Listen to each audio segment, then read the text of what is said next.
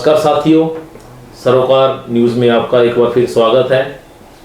उद्योग की आवाज़ कार्यक्रम के तहत हमारे बीच आज हम आपको एक ऐसे युवा उद्यमी से रूबरू करा रहे हैं जो कि बीटेक प्रिंटिंग एंड पैकेजिंग में करने के बाद जिन्होंने कई साल तक विदेश में काम किया और दिल्ली में काम किया और विदेशों में जाकर इन्होंने अपनी कंपनी भी बनाई, लेकिन फिर भी जो भारत की मिट्टी है, अपने देश की मिट्टी इनको खींच लाई।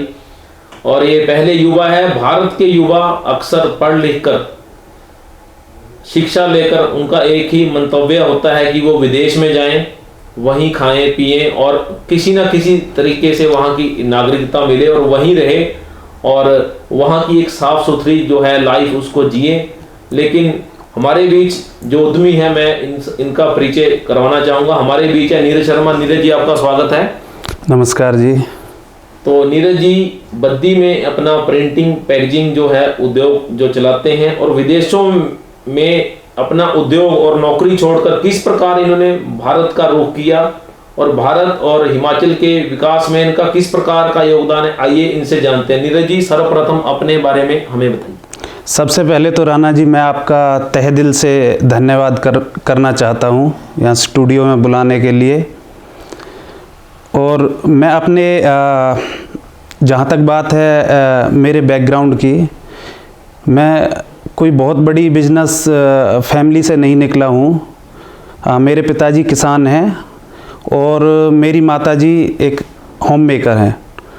तो मैं खेतीबाड़ी करके पला बड़ा हूँ। उसके बाद मेरी जो एजुकेशन है वो भी गांव के एक छोटे से सरकारी स्कूल से हुई है।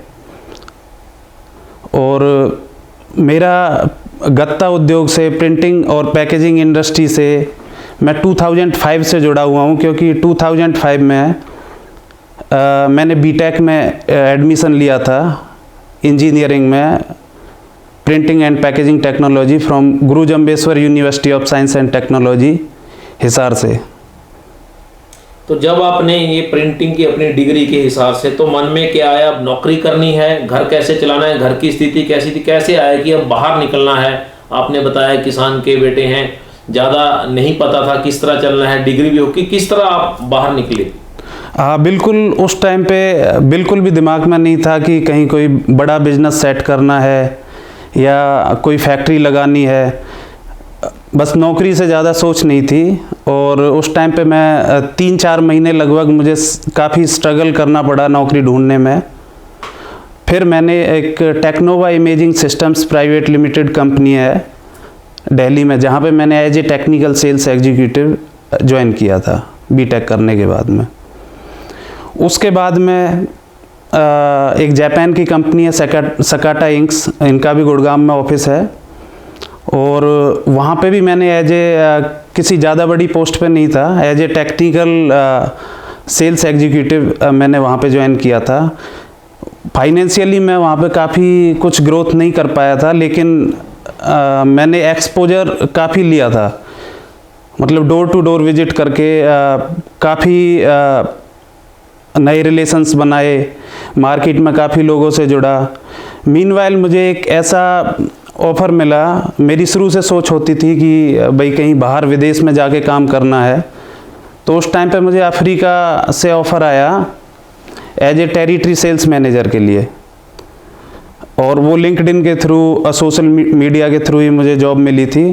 तो मैंने आंख बंद करके, मैंने कुछ ज़्यादा नहीं सोचा और मैं सीधा उधर की तरफ रुख कर लिया कि विदेश चलो। हाँ, बहुत हो गया, भारत बहुत हो गया, क्योंकि शुरू से ही एक सपना था। जबकि आप देखो तो मैंने अपना पासपोर्ट भी बीटेक टाइम में ही बनवा लिया था कि बस कोई मौका मिले बाहर जाने का और मुझे बाहर निकल जाना है। तो जैसे ही वो मौका मिला, वहाँ पे मुझे जॉब मिली, तो मैं साउथ अफ्रीका चला गया। हालांकि काफ़ी डिफ़िकल्ट था स्टार्टिंग में उधर काम करना, क्योंकि लैंग्वेज अलग थी, दूसरा देश था, खाने पीने में दिक्कतें, खाने पीने में भी काफ़ी दिक्कतें थी। मैं प्योर वेजिटेरियन था, तो वहाँ पे वेजिटेरियन फूड ढूंढना, वहाँ की जो मेड होती थी उसे वेजिटेरियन फूड बनाना नहीं आता था। दूसरा, वो इंग्लिश भी नहीं समझती थी उसके लिए, और मेरा जो ड्राइवर था वो भी इंग्लिश नहीं समझ पाता था।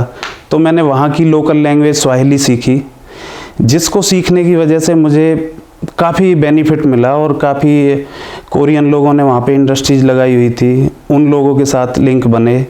तो उनसे मुझे ऐसा एक्सपोजर मिला कि उनके साथ मुझे बड़ा काम, बड़ा बिजनेस तो मिला ही करने के लिए सेल्स में। साथ के साथ एक दुबई की काफ़ी बड़ी कंपनी है प्रिंटिंग की, एमिरेट्स प्रिंटिंग प्रेस, जिस कंपनी का all over the world packaging items, luxury packaging items export करते हैं। उनकी अलग अलग टीम्स हैं मार्केटिंग की। यूरोप में अलग ऑफिस है, रशियन कंट्रीज़ में अलग ऑफिस है। तो उनको अफ्रीकन कंट्रीज़ के लिए कोई टेरिटरी सेल्स मैनेजर चाहिए था। तो मुझे वहाँ की लैंग्वेज की भी नॉलेज थी, प्लस मैं प्रिंटिंग लाइन से जुड़ा हुआ था। तो उन्होंने मुझे सूटेबल कैंडिडेट समझा इस चीज़ के लिए। और उस कंपनी में जाने के बाद मैं दुबई बेस्ड ज़रूर था, लेकिन मैं 15 दिन दुबई में रहता था और 15 दिन मैं अफ्रीकन कंट्रीज़ विजिट करता था। तो कभी ऐसा नहीं लगा कि अभी हम ये मार्केटिंग की जॉब सबसे कठिन है, कोई चीज़ को बेचना होता है तो आप मार्केटिंग में गए, कभी ये नहीं लगा कि हम कहाँ फंस गए यार भी पीछे भारत अच्छा था या दुबई में अच्छा लगने लगा? किस प्रकार आपको लगा कि अब और आगे बढ़ना है? एमिरेट्स प्रिंटिंग प्रेस का जहाँ तक सवाल है, वहाँ मेरी सैलरी भी अच्छी थी और अच्छी लग्जरी लाइफ मिली हुई थी। और एवरी मंथ 2 से 3 अफ्रीकन कंट्रीज़ में विज़िट करता था। तो मैं काफ़ी हद तक सेटिस्फाइड था अपनी लाइफ से। इंसेंटिव्स भी काफ़ी अच्छे मिलते थे, एक रिस्पेक्टेबल सैलरी मिलती थी। तो इतनी बड़ी कंपनी में आपने काम किया वहाँ पे दुबई में, तो ये नहीं लगा कि अब दुबई को ही अपना घर बनाया जाए? क्योंकि भारत में एक प्रथा है कि जो यहाँ से गया वापस नहीं आता। भारत की जवानी है और नदियाँ ये बहती रहती हैं और जवानी भी बाहर चली जाती है। तो इस तरह का कभी आया कि अब दुबई में घर बनाएंगे, बहुत अच्छा अनुशासित कंट्री है, साफ़ सुथरा है? बिल्कुल सोचा था और मेरी वाइफ भी काफ़ी खुश थी। मैं बच्चों के साथ बड़े अच्छे तरीके से उधर रह रहा था। तो बीच में एक टर्निंग पॉइंट ऐसा आया, मैंने अपने पेरेंट्स को 1 महीने के लिए दुबई बुलवाया और मेरी एक्सपेक्टेशन ये थी कि मेरे पेरेंट्स बड़े खुश होंगे, बच्चे का लाइफस्टाइल इतना अच्छा है, इतनी अच्छी कंपनी में काम कर रहा है। और मैंने उनको 1 महीने में कम से कम, मतलब एवरी डे नहीं कहो तो वीक में कम से कम 3-4 दिन कुछ ना कुछ नया दिखाता था।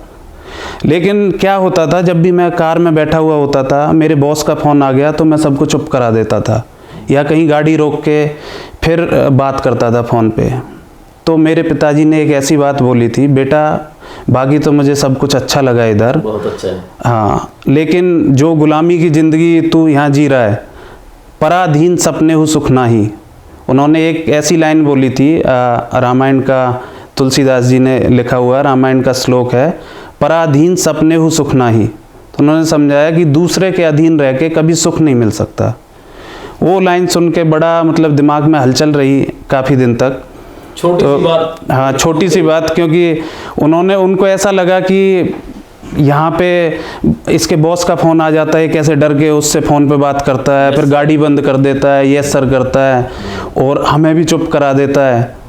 तो ये जो एक गुलामी की ज़िंदगी है, इससे बाहर निकलना बहुत ज़रूरी है।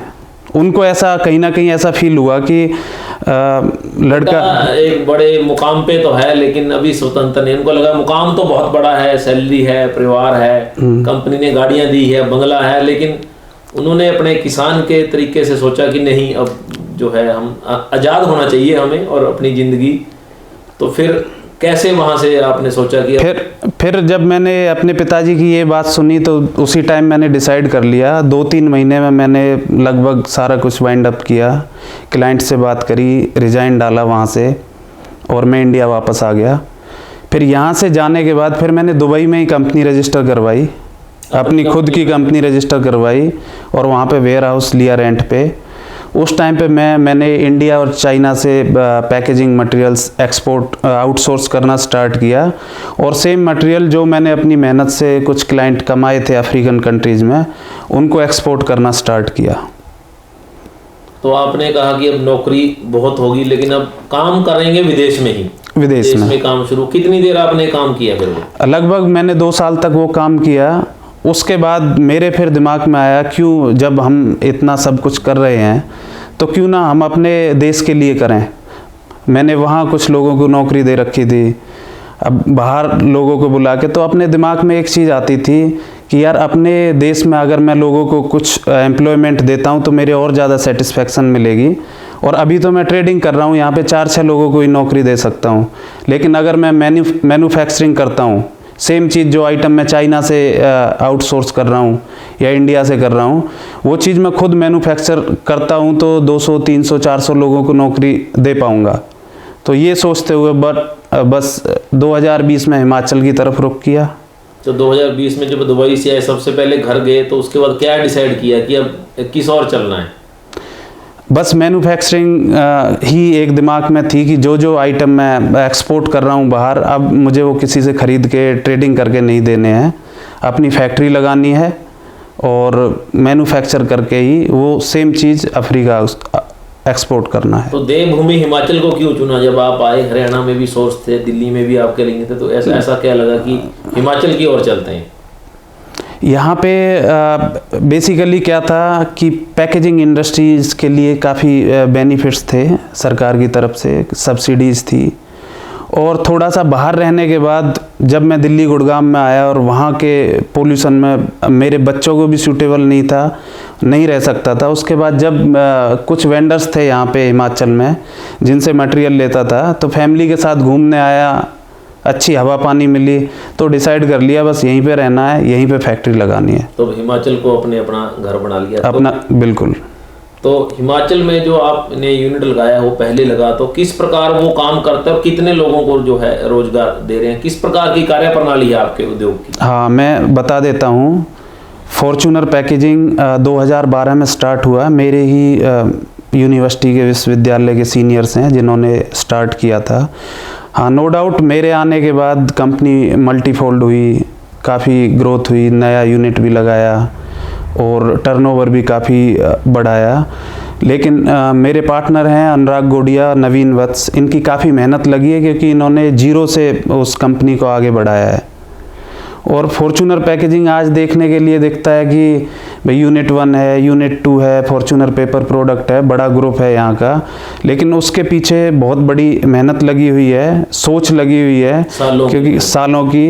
क्योंकि लोग नॉर्मली लाला टाइप सोच करके निकल जाते हैं, लेकिन हम प्रोफेशनल बैकग्राउंड से थे, तो हमारी सोच शुरू से ही जीएमपी पे हम काम करते थे, कॉरपोरेट स्टाइल में काम किया। तो वो एक रीज़न रहा कि कंपनी ने इतना कम टाइम में इतनी ग्रोथ करी।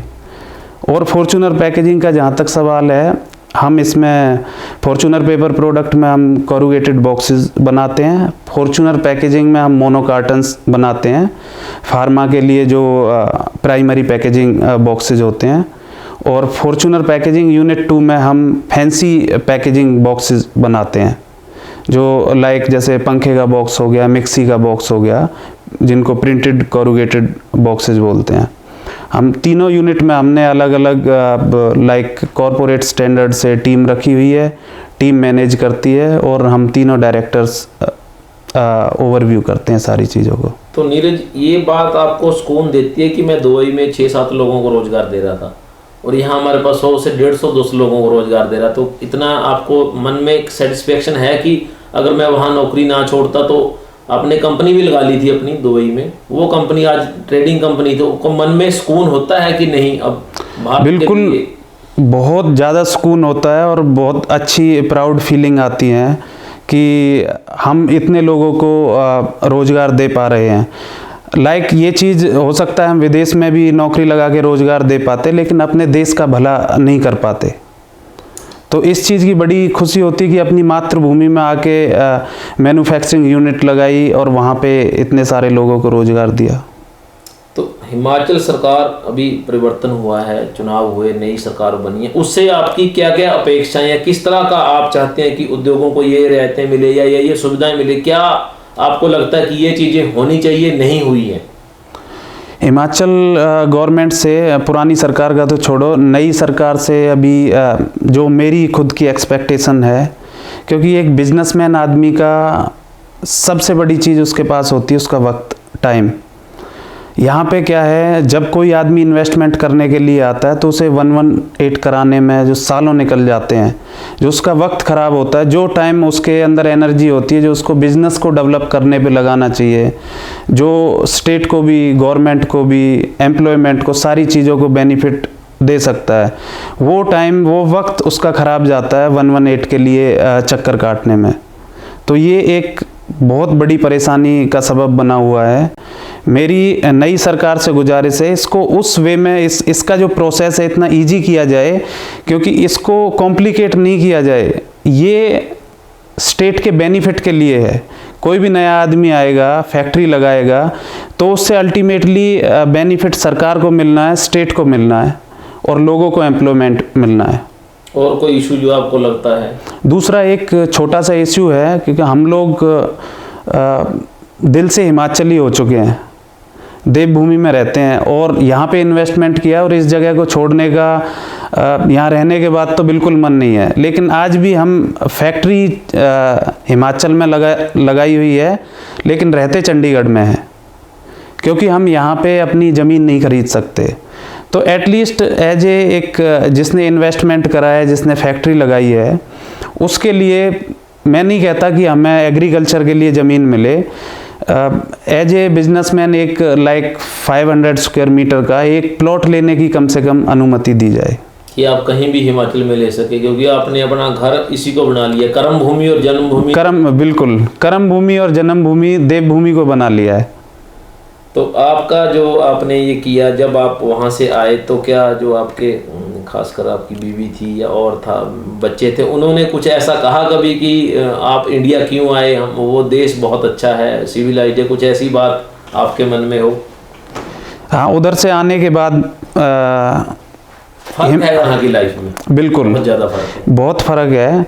और हिमाचल शिफ्ट होने में हमें 3-4 महीने का वक्त लगा था। आने के बाद हम दिल्ली रहे थे, तो हमें परेशानी महसूस होती थी। कहीं मॉल जाते हैं तो पार्किंग नहीं मिलती थी, और कहीं लाइक डिसिप्लिन नहीं था, गंदगी बहुत थी, पोल्यूशन बहुत ज़्यादा था।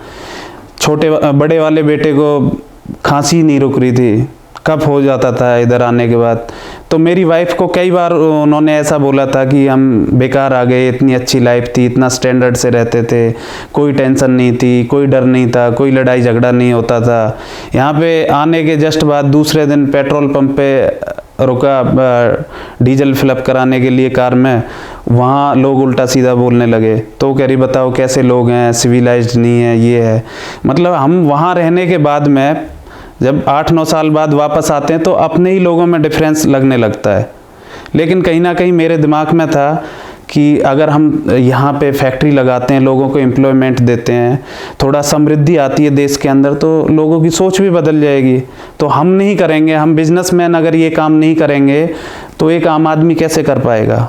अगर हम जो बेनिफिट हम दे सकते हैं, किसी जगह को समृद्ध बना सकते हैं, वो दुबई को या किसी और कंट्री को क्यों बनाया जाए? तो मेरे अंतिम 2 सवाल हैं कि नीरज का जो सपना था भारत आने का, हिमाचल तो उसका हिस्सा ही है, भारत आप आए, हिमाचल में आपने उद्योग लगाया, जो सोचकर आप वहाँ से आए थे दुबई से, क्या वो पूरा हुआ था या अभी कोई सपना आपका लंबित है या पेंडिंग है कि नहीं अभी मुकाम बहुत बड़ा है, अभी शुरुआत है 2 साल में? क्या ऐसा सपना अभी पेंडिंग है या आप मानते हैं कि अभी सपने को छूना है? नो डाउट मुकाम तो अभी पेंडिंग है, अभी तो शुरुआत है। आज हम 100 लोगों को, 150 लोगों को नौकरी दे पा रहे हैं। हमारी जो दिली इच्छा है कि हज़ारों लोगों को नौकरी दे पाएँ, देश में समृद्धि आए, देश का भला हो।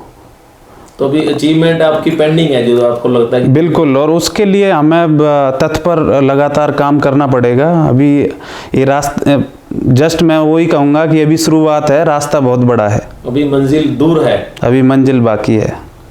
तो नीरज, आज आप हमारे स्टूडियो में, युवाओं के लिए आप क्या संदेश देना चाहेंगे? खासकर जो युवा सोचते हैं कि मैंने कोई कोर्स कर लिया, टेक्निकल कोर्स कर लिया, कोई पढ़ाई कर ली, उसको वो रोजगार से जोड़ देते हैं कि मेरी अब नौकरी लगेगी या लगनी चाहिए, रोजगार की तरफ वो नहीं जाते। क्या पढ़ाई को रोजगार से जोड़ा जाना चाहिए उनको, या लगता है कि नहीं, पढ़ाई तो हमारे जो मानसिक विकास के लिए है? लोगों को लगता है कि अब पढ़ाई कर ली है, हमारे बच्चे पे हमने लाखों लगा दिए, अब नौकरी नहीं मिल रही।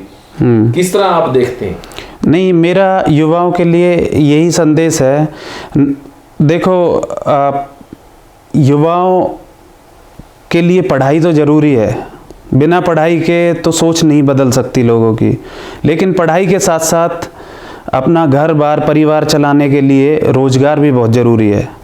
बट आज के युवाओं में की सबसे बड़ी प्रॉब्लम क्या है कि वो स्टार्टिंग इनिशियल लेवल पे बहुत बड़ी उनकी आकांक्षाएं बहुत बड़ी हैं, ख्वाब बहुत बड़े होते हैं, तो वो शुरुआत करते टाइम पे ही उनको ये चाहिए होता है कि मैं बहुत बड़ी नौकरी से शुरुआत करूं या मेरी लाखों में सैलरी हो।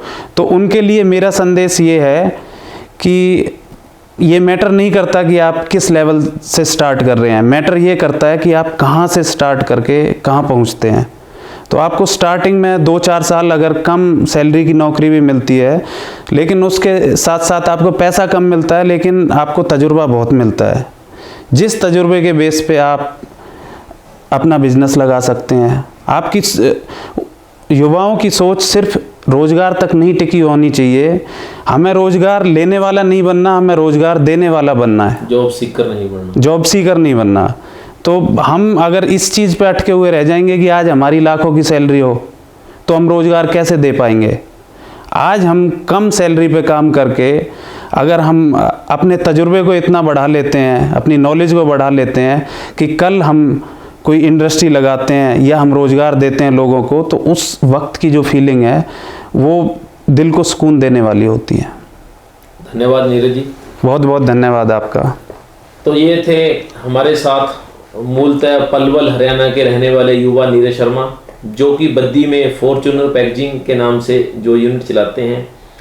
आज हमने इस इंटरव्यू में इनके जीवन का सफ़र जाना, देखा कि किस प्रकार एक युवा जो किसान परिवार से है और ज़्यादा उसको इस ज्ञान नहीं है, नॉलेज नहीं है, वो दिल्ली में काम करता है, गुड़गांव में काम करता है, धक्के खाता है, और मार्केटिंग की जो जॉब सबसे टफ मानी जाती है, और दिल्ली का टेम्परेचर हमें सबको पता ही है कि गर्मी में वहाँ किस तरह के हालात होते हैं, और वहाँ तपकर वहाँ वो कुंदन बनकर आगे निकलता है, विदेश जाता है, विदेश में फिर नौकरी करता है, विदेशियों की नौकरी बहुत लंबे समय तक की, फिर आया नहीं कि क्यों ना अब जो ये नौकरी को छोड़ा जाए। दुबई में ही एक कंपनी बनाता है, ट्रेडिंग कंपनी है, भारत से मटेरियल लेता है, चाइना से जो पैकेजिंग मटेरियल लेता है उसको फिर अन्य देशों में भेजता है। बहुत लंबा सफ़र था। जब वहाँ रुकने की बात आई, माँ बाप आए, साथ देखा उन्होंने कि नौकरी बहुत अच्छी है, पैकेज बहुत अच्छा है, रहन सहन बहुत अच्छा है, लेकिन अपने देश जैसी खुला वातावरण वाली बात नहीं है। पिता की एक छोटी सी बात जो है चुभ गई कि नहीं, अब अगर करना ही है तो अपना बिजनेस करो बेटा, आगे बढ़ो।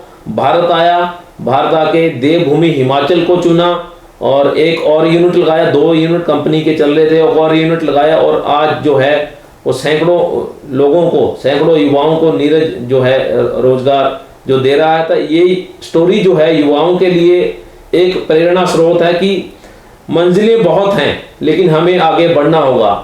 बहानेबाजी या हमारी जो आलसीपन होता है, या हमने पढ़ाई कर ली उससे हमें नौकरी मिल जाए, उससे सोच को हमने और ज़्यादा जो आगे बढ़ाना है, वो युवाओं के लिए इस प्रकार की प्रेरणा है कि विदेश में गए, नौकरी भी की, बिजनेस भी किया, फिर लौटे, और फिर आज जो है ये कहते हैं कि किसी को वन टाइम आप किसी की मदद कर दो, पैसा दे दो, वो बड़ा नहीं होता।